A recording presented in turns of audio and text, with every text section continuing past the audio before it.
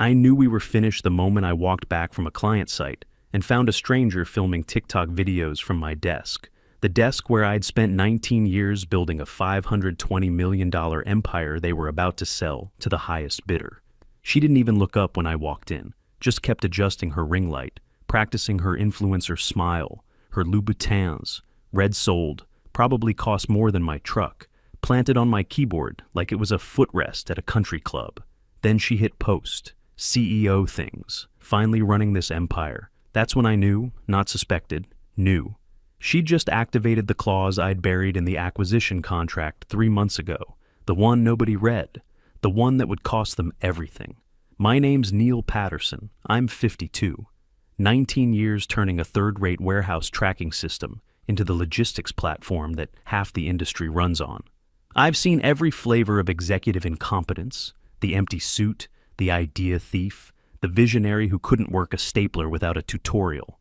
But Brianna Caldwell was something new. She wasn't pretending to be competent. She was flaunting her ignorance like it came with stock options. I wasn't mad. I was calm. The kind of calm that comes from knowing you already set the trap. Clause 7, page 46, buried under acquisition. Boilerplate nobody reads at 2 in the morning except me.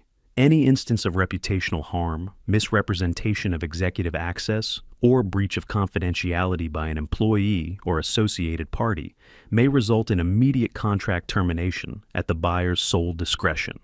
Brianna had just publicly declared she was running the place. From my desk. On day 1 of the acquisition, time-stamped, geotagged, on the company network. I don't argue, I document. I didn't say a word to her. Just walked to the copy room, printed the acquisition packet I'd memorized 3 months ago, highlighted Clause 7 in pink, and slid it into an envelope. One sticky note. Per clause referenced. See attached. Then I attached the screenshot. Her face. That caption. Location tag and timestamp. Sent it to legal. CC'd no one. BCC'd everyone. Walked back and packed one box. My dog's photo, a USB drive with every system architecture I'd ever built, my coffee mug that said, I survived another meeting that could have been an email, left my badge on her new desk. She didn't notice. HR waved as I walked out. Taking a half day, something like that. They didn't know, nobody did.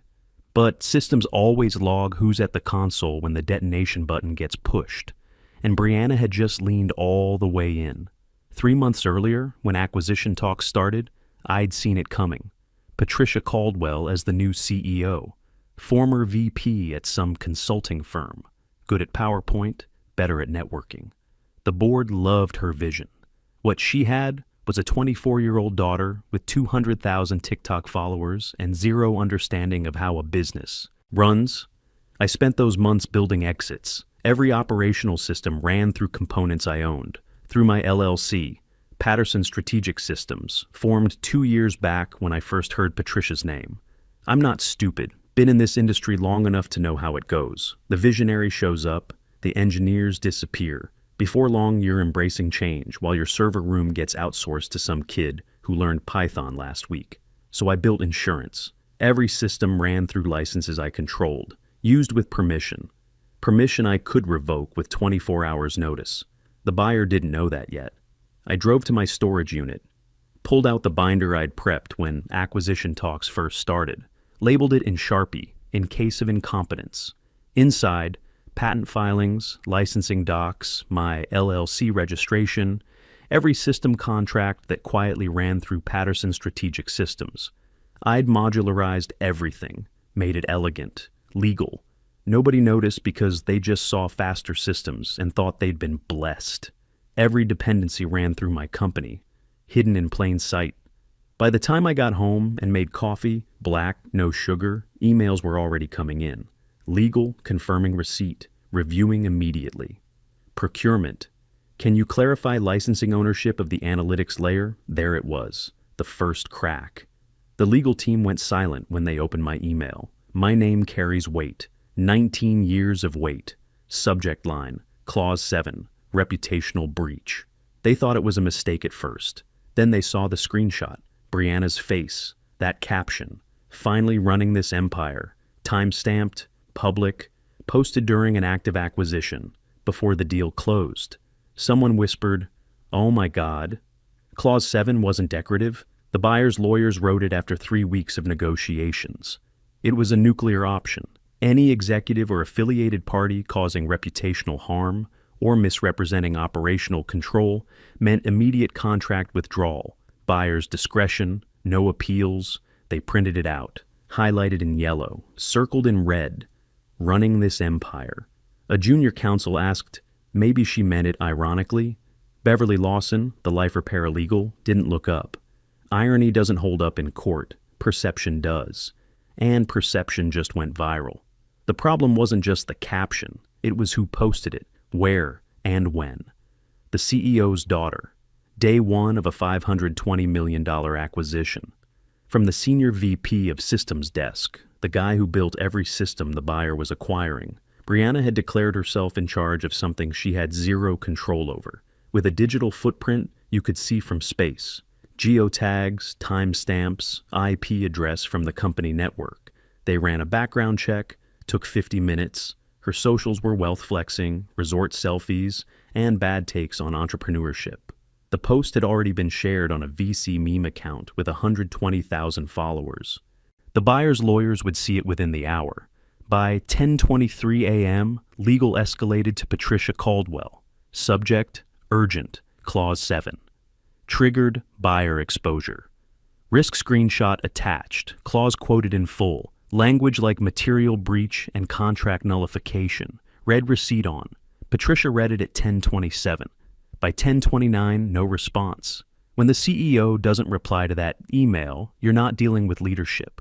You're dealing with someone calculating how to spin a lie before everything collapses. They forwarded it up the board chain. Directors started replying, "Is this a joke? Who approved this? Who is Brianna? Why is Neil gone?" Nobody had answers, because the only person who could answer had already walked out. By 11:15 a.m., the buyer went silent. Integration calls canceled. Calendar invites vanished. The shared Slack channel turned into a graveyard. Just the quiet of high-level lawyers closing ranks.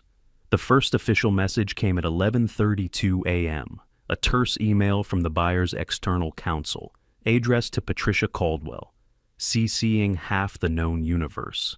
Subject, urgent clarification request, social media. Post attached. We have become aware of a public social media post referencing operational control of your company from an individual not listed on the transition org chart. Please advise 1. The identity and title of Brianna Caldwell. 2. Her current role and responsibilities. And 3. Whether the statement, "finally running this empire," was made in jest or represents an internal shift in authority. We are halting integration discussions pending written clarification. No greeting, no signature. Just legal knives on the table. Patricia didn't respond for 50 minutes. When she finally did, it was exactly what you'd expect from someone who thought Instagram clout outweighed corporate governance. The individual in question is my daughter, Brianna Caldwell. She has no formal title or authority within the organization. The post was an unfortunate attempt at humor and does not reflect the views or operational structure of the company. We are addressing the matter internally. Please advise next steps. She didn't deny it, just tried to shrink it. Make it a harmless joke from a kid who didn't know better. But by then, Brianna wasn't just a name. She was a cautionary tale trending on LinkedIn. Screenshots don't get deleted. Someone flagged the post to a mid-tier logistics influencer. God help us, they exist. And it took off. Within the hour, the caption was everywhere. Yaz, Nepo, CEO, or due diligence matters. Yaz, this is why we have clauses. The buyer's internal chat, which I still had access to through a credential I'd never surrendered, was melting down. One message from their head of risk. Is this real?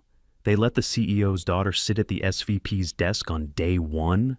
Brianna, completely unaware, was still wandering the office barefoot, complaining about the cold brew selection, asking how to log into the admin thingy, when Patricia finally pulled her into the glass-walled office and hissed, "Delete the post." Now, Brianna blinked like a confused deer. Why? It got like 2,400 likes. Patricia grabbed the phone from her hand. didn't matter. The internet had already archived it, reposted it, cross-posted it. One version had a mock inspirational background with a clown emoji watermark. The buyer sent another note at 2:06 p.m. Pending resolution of this issue, all onboarding activities are suspended. Please refrain from contacting our implementation team until further notice. Panic spread through the building. Directors paced hallways. Someone was spotted. Googling, "Can a clause really cancel a deal?" Patricia still thought she could smile through it. Still believed her PowerPoint charisma could override a paper trail of incompetence. She stood in front of the executive team that afternoon. "Let's not overreact. This is optics. We still have leverage." Someone coughed. Because everyone knew, leverage doesn't come from pretending nothing happened. Leverage comes from knowing who controls the foundation. And I'd already walked off with the blueprints. The emergency board call was scheduled for 4 p.m. By 3:59, 5 directors were in the virtual waiting room, mics off, cameras dark, breathing heavy. Leonard Fisher, the oldest and meanest, signed on last. Squinting at the screen like it owed him money, Patricia logged in, smile ready. Brianna nowhere in sight. "Let's begin," she said. "We're not beginning anything," Angela Torres snapped. Head of Risk Oversight, voice flat. "We're cleaning up." "We need to start with an answer," Leonard said. "Why the hell is your daughter posting from Neil Patterson's desk? Who gave her access? And why wasn't it revoked immediately?" Patricia adjusted her collar. There was no formal access granted. It was casual. She didn't log into any systems. "Nobody cares if she touched a keyboard," Angela said. She posted a public statement implying executive control during an active acquisition.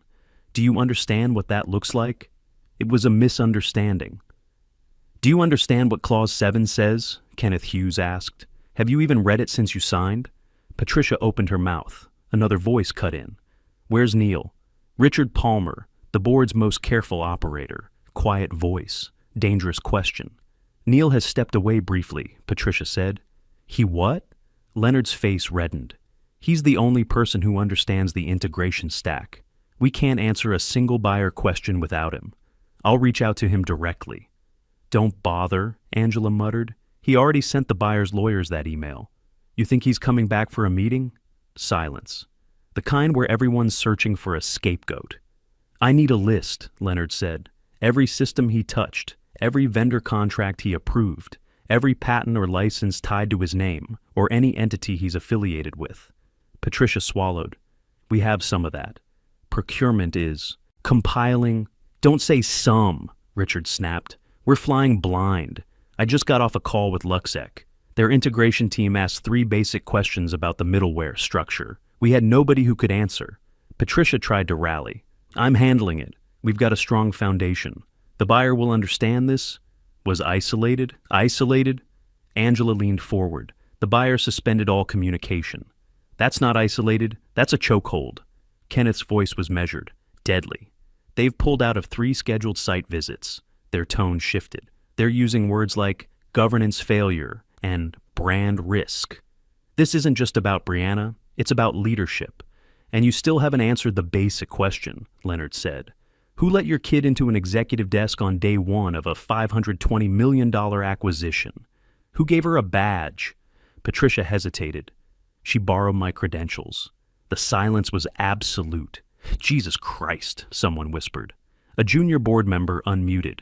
"So, you're saying your unvetted, untrained daughter represented herself as an executive using your login credentials?" Patricia didn't answer. Because there was no answer that didn't sound like gross negligence wrapped in nepotism. The board erupted, muted shouts, raised hands. One director left the call entirely. The CFO spoke, voice thin. "We don't know who controls what anymore. Legal can't map the contracts without Neil. IT says the analytics layer might be licensed through an external entity. Finance is chasing ghosts." "What entity?" Leonard barked. "Who owns it?" A pause. Then someone said it. "Patterson Strategic Systems. Neil's Consulting LLC." Nobody moved. Nobody breathed.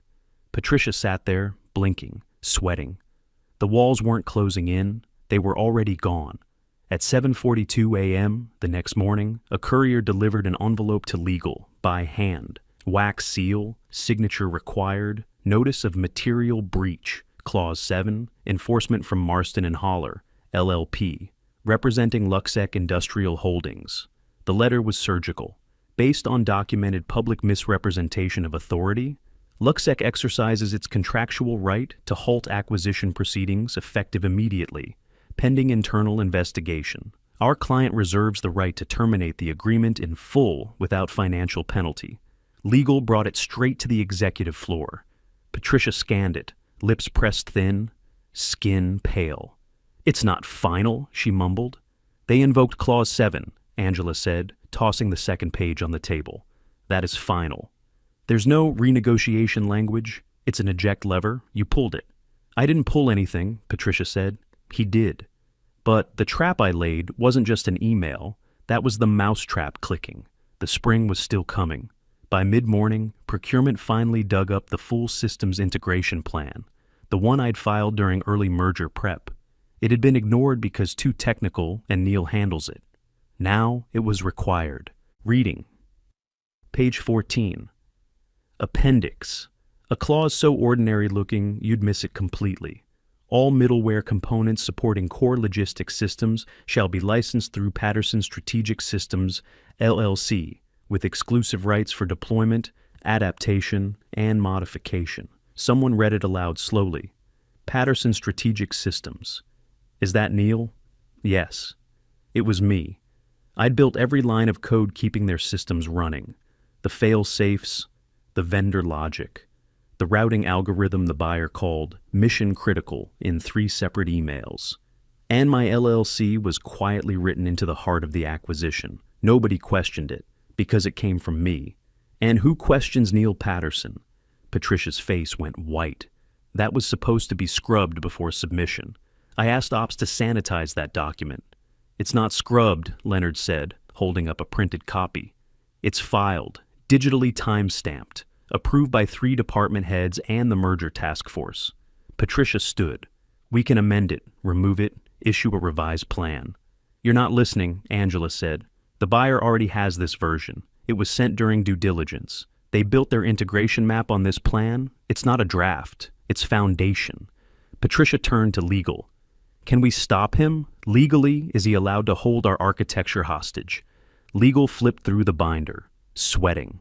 "Technically, we don't own the middleware layer. We license it from his LLC." Patricia's voice cracked. "Then cancel the license." The attorney blinked. He included a survivability clause. Even if the deal collapses, license terms remain enforceable. Revocation requires mutual consent. Patricia sat down hard. Nobody moved because they all knew what had just happened. The deal wasn't simply halted. It had been checkmated. Not by an angry board, not by a screaming buyer, by a man who never raised his voice, never made a scene, and never fought for credit. Just control, and I had it. Every switch, every login key, every line of logic they had promised Luxec. Mine.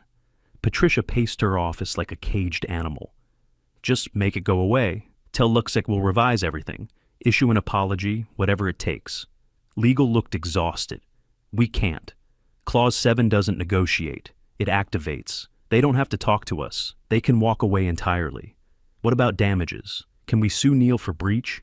"He didn't breach anything. He followed every protocol, submitted every document. His LLC disclosure was legal and visible. It was in the appendix." "What are we telling investors?" Patricia asked the CFO. "Nothing yet, but they're calling, and they're angry." Vendor partners started backing away. Contracts under reevaluation, support tickets getting closed, account termination requests flooding in. One logistics partner sent a blunt reply. "We trusted Neil. We don't trust you. Call us when he's back." Patricia rubbed her temples. "We need to stabilize this. Reassure the buyer." "They don't want reassurance," Angela said. "They want out. You gave them the legal opening. Your daughter gave them the public justification." Full minute of silence. Then Richard, voice cold. "Why wasn't Brianna on a formal employment contract?" "She was just shadowing, informal, no paperwork." "Then who approved her building access, her badge, facilities?" "I don't know." "Then we are the breach," Richard said. "Not Neil, not even Brianna. You gave an unvetted outsider access during an acquisition. Clause 7 doesn't care if it's your daughter or the janitor. It only cares about reputational harm. And this is front-page embarrassment. Patricia's phone lit up. A message from the buyer's rep. 2 words, termination review. She didn't read it aloud. The implosion had begun. The boardroom was sealed. No assistants, no laptops. Just the board, 2 lawyers, and a single agenda. At 9:01 a.m., Leonard opened the meeting. Let's get surgical. First item, Brianna. Effective immediately, Brianna Caldwell is banned from all company premises, systems, and communications. Unanimous, no hesitation. Second item, Patricia. Angela spoke. Ms. Caldwell. Based on the material breach under your leadership, the board recommends administrative leave effective immediately. Pending investigation. Patricia's voice shook. I've been scapegoated. You gave your unvetted daughter access during a $520 million acquisition, Richard said. That's not scapegoating, that's self-destruction. A vote was called, 7 hands raised. By 9:08 a.m., Patricia was escorted out by HR. Badge disabled, calendar revoked. A cardboard box waiting at her office door. Leonard turned to the group. Next. Contact Neil Patterson. Richard pulled out his phone. Already sent the request. He responded. Wants it in writing. They drafted the email together. Every word carefully chosen. Subject. Request for clarification and re-engagement. Neil, board would like to request your participation in a confidential session regarding your systems integration plan and associated IP rights. We understand recent events have caused strain, but we believe your expertise is critical to mitigating damage. Please let us know your availability at your earliest convenience. Sent, delivered, read. The reply came in 10 minutes. Short, clean, unmistakable. My intent was to prevent damage. Your CEO's daughter beat me to it. No greeting, no sign-off. The room went quiet. Leonard finally spoke. Well, he's not coming back with apologies. Nervous laughter. The kind that comes when you've dodged a bullet but know another's coming. But they understood now. I hadn't just protected myself. I'd protected the company better than any of them. I'd laid out a perfect exit path. They hadn't taken it. They'd taken Patricia's. Now they were offering me power they should have granted months ago. Do we negotiate? One board member asked. No, Richard said. We concede. He hasn't made demands, Angela added. He doesn't have to, Leonard. Awe replied. That was the demand. They sat there, realizing they had tried to replace the backbone of the company with a TikTok influencer who couldn't spell logistics. Now the man they'd sidelined had all the leverage, the code, the legal standing, the buyer's respect, and their complete attention. The virtual meeting opened with a polite chime. On one side, the full board, carefully positioned, stone-faced. On the other, Arthur Brennan from Luxec Industrial Holdings. Tight-lipped, impeccably dressed, clearly deciding whether the ashes could be salvaged. And then I appeared. No fanfare, just my webcam. Clean room behind me, half-empty coffee mug in front. I didn't speak, didn't wave. Arthur broke the silence. Mr. Patterson, thank you for agreeing to meet. I nodded once. He continued. I'll be direct. Luxec is still interested in your system. We believe in its integrity, despite the complications on your former employer's end. He paused. I didn't fill the space. Would you be willing to license your system to us independently, directly through your LLC? I didn't blink. Yes. A pause. The board exhaled too soon. Then I added, 4 times the original licensing rate. Richard tried to interrupt. Arthur raised a hand. And, I said, I want a seat on the board, not advisory, full voting rights, or no deal. Long silence. Arthur turned to the board. No objections. Not after the month they'd had. Leonard muttered, motion to approve. Seconded, Angela said. Confirmed, Richard added. I didn't react, didn't thank them, just nodded, and clicked leave meeting, without a word.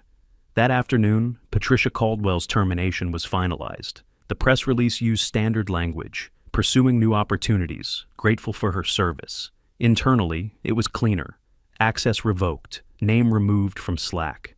Email forwarded to IT. Her photo in the executive hallway taken down and replaced with a stock image of a warehouse. The company rebooted, new leadership, new structure, new terms. I didn't return as an employee. I didn't want the parking space or the corner office or the catered lunches. I wanted ownership, and I got it. Across the industry, the message spread quietly but clearly. Neil Patterson wasn't just back. He was the system now. If you wanted access to the logistics platform that ran half the industry, you came to me, on my terms. The deal with Luxec closed 6 weeks later, restructured, new licensing agreement, 4 times the original rate, paid quarterly in advance, non-negotiable terms. My LLC maintained exclusive rights to all core systems. Any modifications required my approval. Any deployment needed my authorization. The board seat came with full voting rights. No advisory nonsense. Real power. I attended my first board meeting 2 months after Patricia's exit. Leonard nodded when I walked in. Angela gave a tight smile. Richard just said, "Neil, no fanfare, no welcome speech, just business." Exactly how I wanted it. The meeting covered Q4 projections, vendor contracts, system upgrades, normal operations.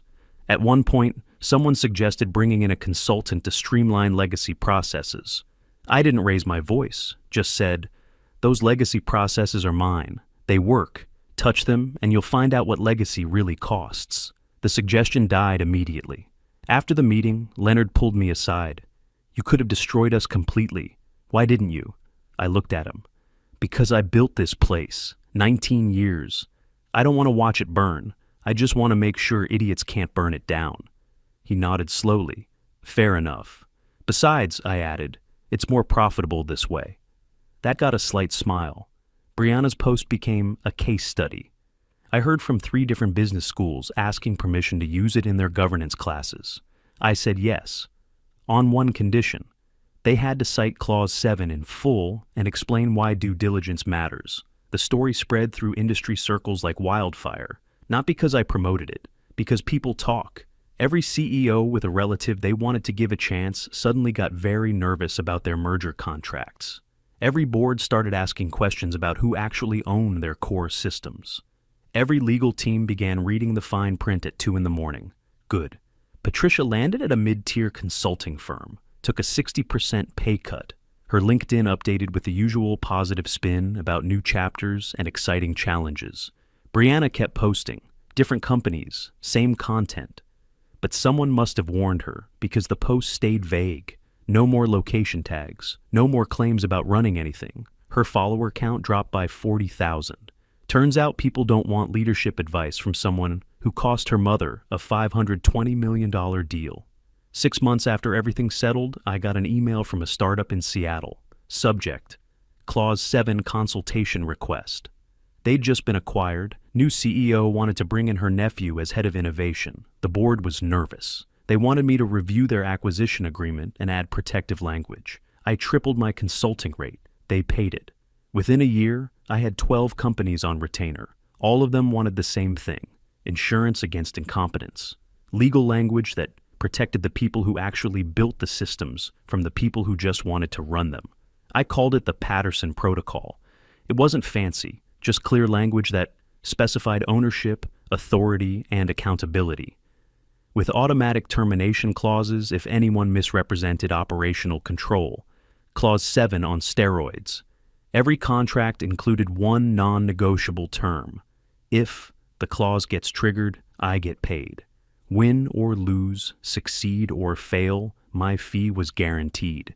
Because the real value wasn't in preventing disasters. It was in making sure someone competent was still standing when the dust settled.